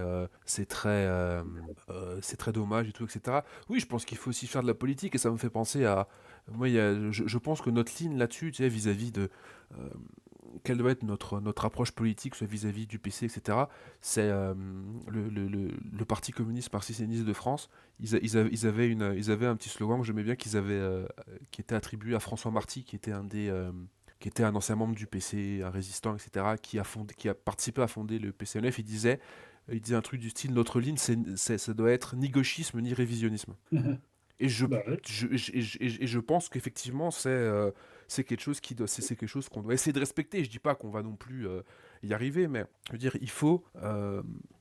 il faut réussir à tracer, comment dire, à tracer une ligne de démarcation. Et moi je le dis, hein, même pour s'il y a des gens qui vont écouter cette vidéo, qui sont au PC ou au JC ou je sais pas trop où, ou proche du PC, etc. Hein, moi comme dit, c'est pas une attaque spécifiquement contre eux ou quoi que ce soit. Je sais que ça peut être difficile à entendre, on n'aime jamais faire attaquer, vous attaquer, on se comprend, faire des critiques sur une organisation et tout. Mais moi je suis pour la politique je suis pour la politique de la main ouverte vis-à-vis de ces gens, tu vois. Si ils ont vraiment envie Oui, bien ils ont sûr. vraiment envie s'ils se posent des questions, ont machin, etc. Il faut aussi qu'on puisse. Moi, j'ai pas envie que ça devienne antagonique et je pense pas que ça le deviendra parce que comme dit dans les années 60-70, c'était antagonique parce que le PC était hégémonique. Je veux dire, quand tu voulais Ouais, faire un truc, enfin, tu te tapais tu te tapais le PCF et la CGT, tu vois. Et c'était, tu sais, ouais, tu sais, c'est vénère. moi je me souviens du camarade Pierre qui racontait que les premières fois qu'ils sont allés à l'UMA et qu'ils essayaient de filer l'humanité rouge ou des trucs de la GP, ils se faisaient cavaler après et casser la gueule par le service d'ordre, hein, parce qu'ils étaient étiquetés comme Mao, tu vois. Donc je pense, non mais il faut aussi se rendre compte de ce que c'était à l'époque la violence, la violence entre les gauchistes et le PCF. Autre Mais chose dans je, les années 70. mais je pense que voilà, je pense que on n'a pas à être là, ça va pas être antagonique à ce point, je l'espère. Et donc il faut aussi que, je pense que c'est bien aussi qu'on ait des gens, qu'on ait des gens du PC ou des JC qui fassent des retours, qui acceptent de faire des retours, tu vois, sur leur expérience, etc. Ce qui va pas, c'est parce que ça pourra nous aider en fait. Tu vois, faut pas, parce que comment dire, pour parler d'un certain milieu qu'on connaît tous les deux, moi je me souviens, moi je le cache pas, mon meilleur pote camarade et que toi tu connais pas, que t'as jamais eu avec des camarades, que des camarades connaissent, qui est aussi qui est aussi mon coloc. Lui, quand il a commencé son parcours politique, il est rentré au PC. Il est rentré au PC, il était à la JC, etc. Et à l'époque, quand il disait ça, t'avais des espèces de gauchistes qui se disaient Mao depuis 2 semaines, qui disaient oh, oh, oh, t'as été au PC, qu'est-ce que t'étais Oui, nul, tu bon, vois. attends, mais Non enfin, mais, non, ça, non mais, on parle de même la de, même chose, mais- on parle du même type de personne que tu parles du même type de personne que j'ai parlé, hein. oui c'est ça, Mais mais voilà, mais oui, mais ça, ce que je veux dire, c'est qu'à un moment ça donné, les tu vois, écoute, Snowball, et je condamne toutes les, je condamne ici présent j'ai tout ce condamné, genre j'ai j'ai condamné. condamné. Non, non, mais Non mais, ça mérite. Enfin bon, bref, non vas-y, mais finis parce tu que vois ce que je vais pas là-dedans reprendre. pour dire que c'est pas une honte, ça a jamais été une Non, honte. T'as un jamais, truc jamais. et moi je considère au contraire que même des gens qui ont été dans des organisations qui ont été ou qui sont toujours au PC et tout machin et qui se posent des questions, etc., veulent en sortir. Moi, je pense que c'est bien parce que ils ont une pratique, ils ont pu voir aussi ce que c'est, des choses que nous, on connaît pas forcément, etc. Et c'est des gens qu'on doit accepter, bon, pas non plus en mode genre, viens, c'est open bar, tu vois, mais qu'on doit accepter, on doit apprendre, on peut aussi apprendre de ces personnes et pas juste rejeter. Ouais. Personne n'est né comment dire, avec la ligne sainte qui lui tombe dessus comme Non, ça mais un jour, machin. Non mais je dis ça parce que c'est sûr. après ça marche des deux côtés. Hein. Je veux dire, moi j'ai des gens j'ai des trous du cul du PC ou de la JC qui m'ont parlé comme un abruti en me traitant de gauchis, etc. Ah, il y a un parti, une seule classe, toi tu représentes rien et tout machin. Vous savez, à un moment donné, à un moment donné, juste aller Bien toucher. sûr, non. Non, mais il faut toucher de l'herbe à un moment donné, tu vois. Encore une fois, tu vois. Moi, si un militant du PC m'avait dit ça dans les années 70, tu vois, j'aurais dit, ouais, ok, d'accord, tu vois. Genre, il a peut-être le droit de me dire ça, tu vois. Parce que c'est vrai qu'il y a une organisation, tu vois. Mais aujourd'hui, vous faites même pas 2% aux élections. Et calmez-vous, calmez-vous, les enfants, tu vois. Genre, C'est ça plus sert à. Hidalgo, déjà. Ouais, non, mais ce que je veux dire, c'est que ça sert à rien de surjouer une espèce de virilité prolétarienne que vous avez pas, tu vois. Faut accepter les choses, tu vois. Faut pas. Ça sert à rien d'antagoniser et tout, machin. Pour rien, ça fera pas revenir ça fera pas revenir la gloire d'antan. Et c'est pas comme ça en Non. plus, et c'est vraiment pas comme ça que vous arriverez à la reconstruire. Donc voilà, enfin, Bah non, oui, non, mais non. tout Bah ce. non, mais moi, je suis d'accord avec toi. Il faut savoir se parler. Moi, bon, pour avoir été dans enfin, là, tu as parlé des Mao de 2 semaines qui se foutent de la gueule d'un mec parce qu'il a été au PCF. Bon, oui, bah, on parle du même type de personne. Mais bon, moi, de toute façon, un des trucs que je fais maintenant aujourd'hui, ce dont je m'assure, c'est que les gens avec qui je milite, avec qui j'essaye voilà, de remonter un truc, bah, est-ce qu'ils savent parler normalement aux gens, tu vois? Ça peut paraître. Oui, oui. Ça a été une obsession après, on va dire, après mes certaines expériences dont tu viens de donner un exemple, on va dire. D'ailleurs, bon, petite parenthèse, moi, dans ce même genre de personne m'avait dit que j'avais dit un truc du genre, ouais, que j'avais aidé des réfugiés dans une asso spécifique que je ne nommerai pas pour pas trop. Et je dis, bah, j'avais dit, cette expérience, elle sert toujours voilà, elle sert toujours d'un point de vue militant. Et la personne m'avait répondu, ouais, même si on a été dans des assauts de merde, hein, j'avais envie de la tuer, ouais, cette personne, parce que c'est qui en fait? Il y a 3 mois, il y a 3 mois, tu savais même pas qui c'était Lénine, qu'est-ce que tu m'emmerdes? Genre, c'est bon quoi. Bref. Bref, voilà, juste être normal, enfin normal.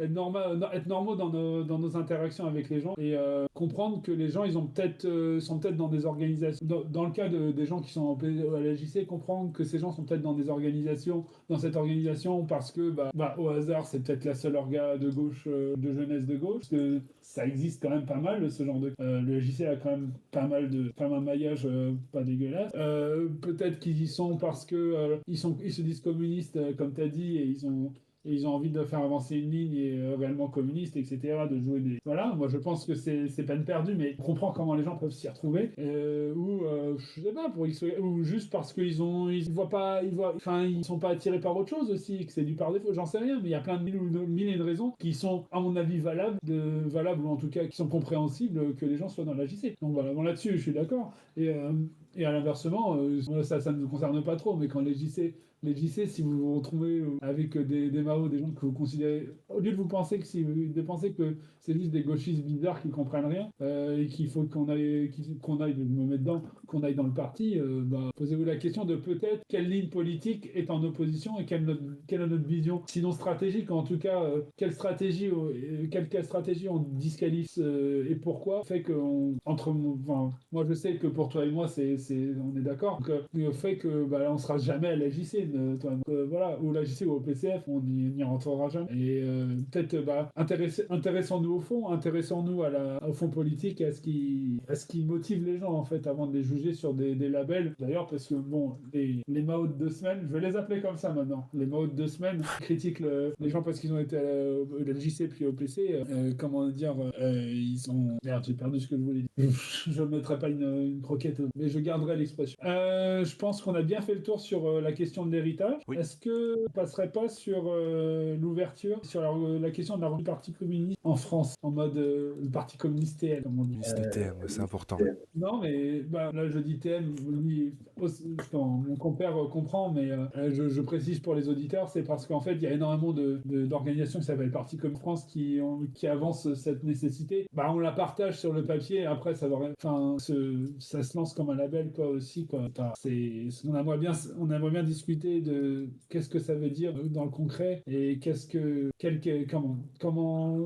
que ça veut dire dans le concret, comment le faire, etc. Voilà, cette vidéo, le but de cette vidéo, c'était aussi d'ouvrir là-dessus pour pouvoir la prolonger sur la deuxième partie en 2020. Moi, je peux expliquer déjà pourquoi. C'est-à-dire que la reconstitution d'un parti, déjà, on peut poser la question pourquoi on a besoin d'un parti, pourquoi la forme parti.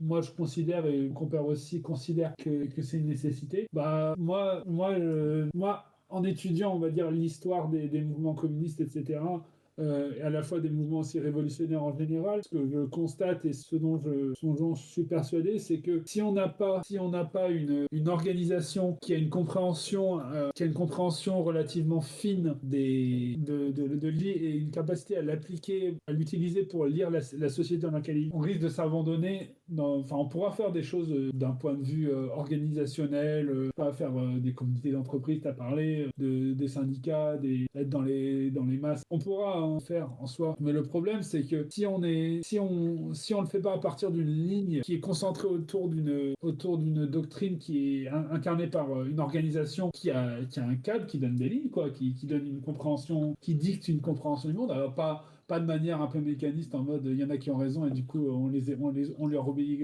voilà. Mais en tout cas qu'il n'y ait pas cette doctrine centrale qui infuse et qui dirige et qui aussi élève les gens en même temps dans le travail militant, on risque de s'abandonner juste à faire des trucs littéralement faire des trucs qui vont éventuellement paraître révolutionnaires, paraître de gauche, etc., mais qui répondront pas à des nécessités concrètes, objectives, quoi. Et parce que la réalité, c'est que si on va et on risque de s'abandonner à ce qu'on appelle l'empiricisme, c'est-à-dire faire les choses parce que ça semble cool, parce que moi, t'inquiète, je sais que quand on fait ça, c'est cool, ça fait révolutionnaire, j'en sais rien, tu vois. Et en fait, de juste se baser sur un peu de la vibe sur le moment, quoi. Ouais, faudra faire ça, on le fait, et puis et tout ça ne rentre pas dans un plan et dans une compréhension globale. Et donc du coup, et c'est pour ça d'ailleurs que et ça c'est un truc que j'ai mis un peu longtemps moi-même à titre personnel à comprendre vraiment. On va dire un peu plus profondément, enfin dans le fin, c'est que quand on est révolutionnaire et qu'on veut repenser la société de manière révolutionnaire, on peut pas se baser sur son ressenti ou uniquement sur son ressenti, sur sa vibe, sur son expérience personnelle. Il faut vraiment étudier et partir de l'abstrait vers et pas faire le concret et ensuite tirer des... Tout ça, j'en ai vu plein, hein, des gens qui partent de l'empirique pour ensuite inventer des nouvelles doctrines sorties de, je sais pas, sorties de leur... voilà. Vraiment, il faut vraiment avoir cette organisation, cette discipline, enfin créer les conditions, le cadre de cette organisation discipline. Et c'est beaucoup plus dur à faire que, enfin, c'est vraiment très dur à faire en réalité et à bien faire. C'est quelque chose dont on n'a pas l'habitude, qu'on n'a pas l'habitude de faire.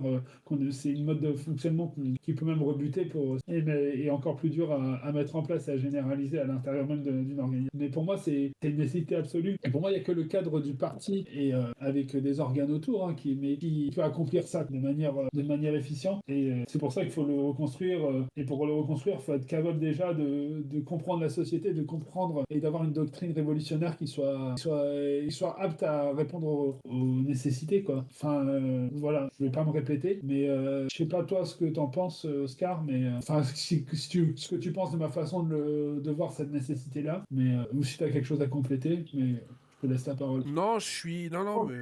Pour être, c'est un truc qu'on a déjà discuté, je sais entre nous, mais je veux pas redire donc ce que t'as dit. Oui, De oui, toute oui. façon, on aura l'occasion de pouvoir en rediscuter lors d'une Dans la prochaine deuxième vidéo. Et ce serait bien potentiellement qu'on arrive à avoir des camarades, si jamais ils veulent, qu'on puisse en discuter aussi avec eux, pour être bien qu'on ait ouais. des, que ce soit pas simplement une discussion un peu entre nous deux, mais qu'il y ait aussi des gens qu'on connaît et tout, qui sont un peu aussi dans ces réflexions. Ouais. Mais oui, je pense que, en fait, moi, le véritable truc que je me dis, c'est que pour avoir participé, comme tu le sais, à ce mouvement, il y a déjà une dizaine, il y a déjà 10 ans. Ouais, il y a déjà 10 ans, de reconstituer ou de vouloir bâtir un parti, etc.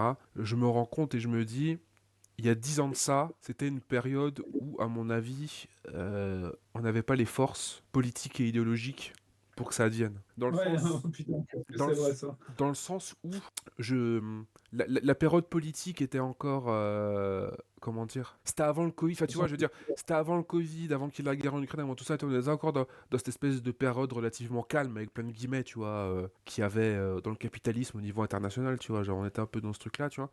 Puis en France, c'était vraiment les années 2010, on le répétera jamais assez, mais si on peut bien, si je suis assez d'accord avec des analyses là pas du team, c'est là-dessus, tu vois, genre on était vraiment, c'était Ah oui. vraiment les délires, comment dire, confusionnistes, rouge-brun et tout, tu vois, genre, tous les trucs dans le genre, tu vois, genre, Et alors, je t'interromps vite fait, et qui était en fait qui rentrait en opposition avec un consensus libéral Oui, politique en France, pour parler de la France, où en gros, l'alternance c'était UMP, PS, UMP, c'est ça, PS, et qui a fait d'ailleurs l'UMPS, c'est le ça, truc comme ça. Et du coup, de fait, ça crée une confusion, et ça donne la place à la confusion. Ouais, c'est je ça. ferme la Ouais, parenthèse. non, mais tu fais mal de le rappeler, et je pense que là, maintenant, avec cette espèce de petite accélération de l'histoire qu'on a, là, que ce soit la crise du Covid, la guerre en Ukraine, et puis l'affrontement de plus en plus, comment dire, de plus en plus visible entre les États-Unis et la Chine, ça a fait bouger des lignes, ça va faire bouger des lignes, et je pense que on est peut-être dans un moment propice où on peut de nouveau me remettre en avant la nécessité du communisme. D'ailleurs, je pense que c'est, pour reprendre, pour paraphraser un peu Badiou, qui parlait un peu de tout ça déjà à l'époque, mais qui criait un peu dans le vent, tu vois, remettre un peu en avant l'objectif à ce que c'est que le communisme, tu vois. Et surtout, en fait, de pouvoir y organiser, reconstruire, reconstituer une organisation et remettre en avant une politique de classe dont on a vraiment, dont on aurait, on a vraiment besoin. Et je pense que oui, on est dans une période où il y a une nécessité de réunir un peu tout ça. Et pour le coup, je dirais un peu comme Mao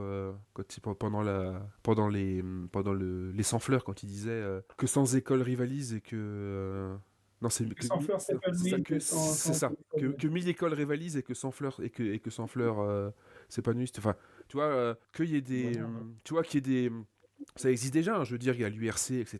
Tu vois, il y a plein de petites organisations et tout que ça Mais oui, oui, qui se oui, créent. Et clairement. je trouve que, enfin, il y a URC, il y a UC, il y a machin. Après, voilà, je veux dire, je pense que c'est des. Si un jour il y a d'autres partis qui se créent, je pense que ce serait bien qu'il y ait des discussions entre tout ça. Mais pour l'instant, c'est bien qu'il y ait ces petits noyaux, etc., qui cherchent à se constituer et qui ensuite pourront peut-être, après il faudra discuter des modalités, tu vois, mais pouvoir constituer un véritable centre, tu vois, reconstituer un véritable parti. Donc je pense que je pense qu'il y a une bonne dynamique. Et aussi la vérité, c'est que moi je le sens dans le comment dire, dans le sens où même politiquement, je terminerai là-dessus.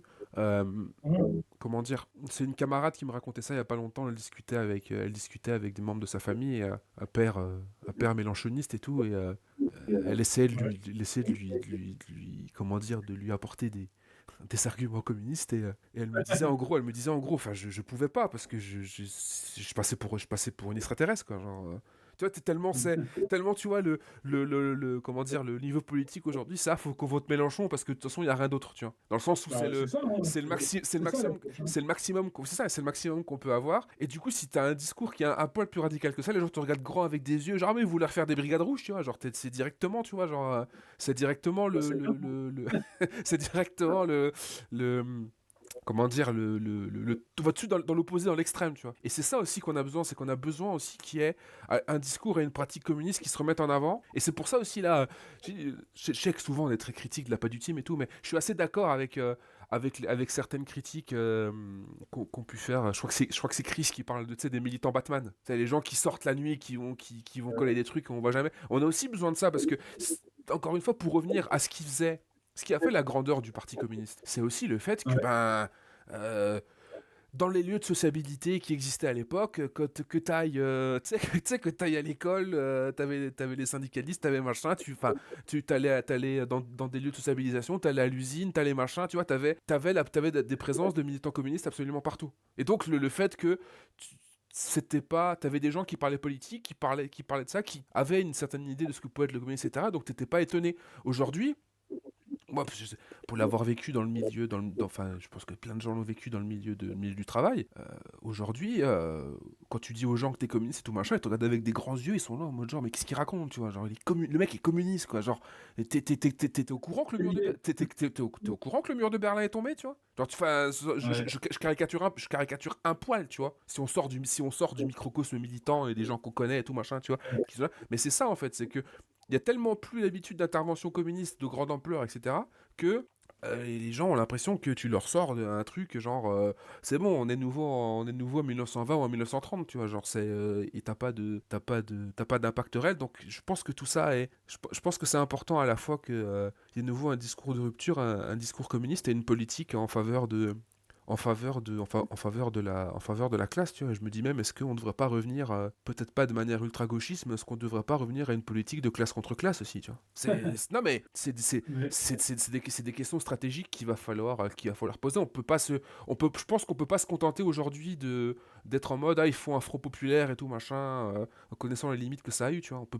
Je pense on peut plus se contenter de ça, tu vois. Faut qu'on renoue avec une politique qui soit un peu plus de, de rupture et d'affirmation des idées communistes, quoi. Oui, bah oui, oui, oui, oui, oui. Bon, moi, je suis d'accord avec toi dans l'analyse et enfin, dans le diagnostic qu'on avance vraiment vers un changement bah, t'as parlé du RC, etc. Moi, j'en parle avec les camarades, hein. En fait, je pense que l'éclosion de toutes les petites organisations, on va dire, communistes rouges, enfin, ça fait plus peur. Enfin, je veux dire, avant ça, t'avais le PRCF, quoi. À part le PCF, t'avais le PRCF, t'avais des trucs un petit peu sectaires, etc. et que tout le monde trouvait bizarre. Aujourd'hui, ça change hein, quand même. Hein. Et j'idéalise pas, hein, là encore que ça, mais j'ai pas envie de le sous-estimer parce que, désolé, mais se dire marxiste-léniniste, moi, tu l'as très bien dit hein, tout à l'heure, hein, non, mais je le répète juste rapidement, je dis marxiste-léniniste parce que c'est la ligne qui est en train de se faire une place un petit peu de nouveau. Il y a 10 ans, enfin, dans les années 2010, ça existait que dans des petits trucs sectaires. Aujourd'hui, t'as des jeunes, ils arrivent, ils ont 18 ans, 19 ans, 20 ans, ils parlent de ça, quoi. Ils parlent d'anti-impérialisme et ils t'en parlent pas de manière charité chrétienne, hein, parce que c'était ça, enfin bref.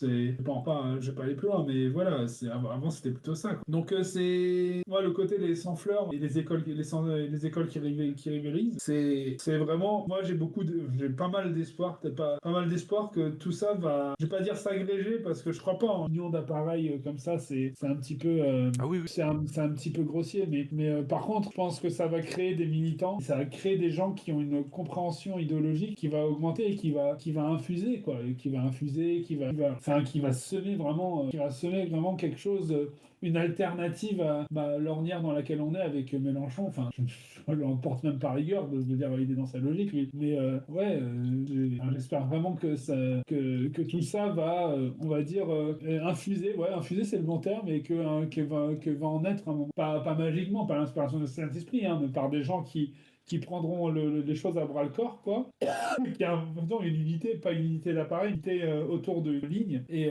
bon, ça sera à mon avis un travail de fourmi, mais en même temps, les choses peuvent aller très vite, quoi. Moi, vraiment, tu m'aurais dit, ça, on est en 2019, quoi. Moi, j'ai l'impression que c'était hier. Moi, je suis resté mentalement bloqué à cause du Covid, je suis resté mentalement bloqué en 2020. J'ai eu du mal à sentir le temps passer. Bon, c'est une autre question, mais en 2019, tu m'aurais dit, ouais, les gens.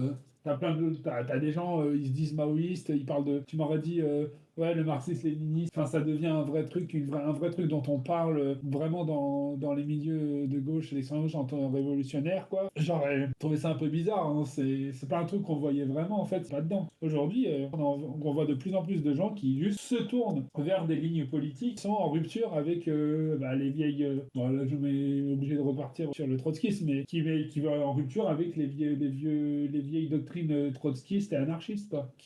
Et je dis pas ça pour en attaque, mais juste pour dire que c'est ce qui a dominé l'extrême gauche française pendant des dizaines d'années. Bon, c'est peut-être enfin, on peut faire le constat que ça nous avance pas beaucoup. Et moi, je pense que c'est positif que les gens aillent ailleurs. Vraiment, purette, avance, puis essaye de comprendre le monde avec déjà des visions peut-être plus efficientes, et puis et aussi accessoirement, et je terminerai là-dessus, avec des réponses sur notre propre histoire, etc., sur l'histoire du mouvement révolutionnaire, sur les nécessités contemporaines pour la révolution, qui sont pas des réponses simplistes. Parce que je pense que malheureusement, en tant que quand on était, enfin les révolutionnaires d'il y a une dizaine d'années, souvent on parlait avec eux, c'était beaucoup de slogans et de réponses simples, mode à bas le capitalisme, mais sans des buzzwords. Hein. Ça, le fait que ça bouge et que les gens prennent conscience qu'il faut être rigoureux et étudier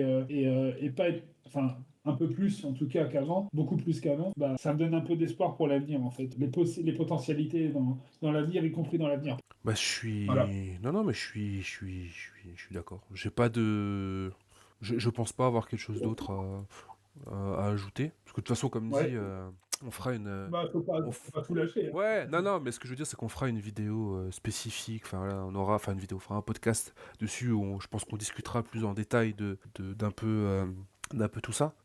Du coup, moi, je voulais déjà te remercier pour cette discussion. Ouais. Remercier les gens qui nous ont écoutés, vont nous écouter, etc. Euh, que voilà, il y a des sujets, ça mériterait d'être, encore une fois, ça mériterait d'être plus approfondi sur l'histoire du PCF, etc. Ce que je voulais dire tout à l'heure, que voilà, il y a peut-être des raccourcis ici et là qui ont été, qui ont été pris. Mais voilà, je pense que de toute façon, comme dit, il y aura la vidéo sur le Front Populaire, ça permettra, je pense, de creuser. Et si ça prend du temps, on fera peut-être même une ou deux vidéos dessus pour bien creuser, pour bien revenir sur cette thèse, je pense qu'on partage tous les deux, de l'intégration du PCF au sein du dispositif républicain et les répercussions que ça a eu sur sa politique à partir de 36 jusqu'à aujourd'hui, 90 ans plus tard. Ouais. Mais ça viendra dans un second temps. Comme dit, la prochaine vidéo sera sur la question de la reconstitution du Parti communiste.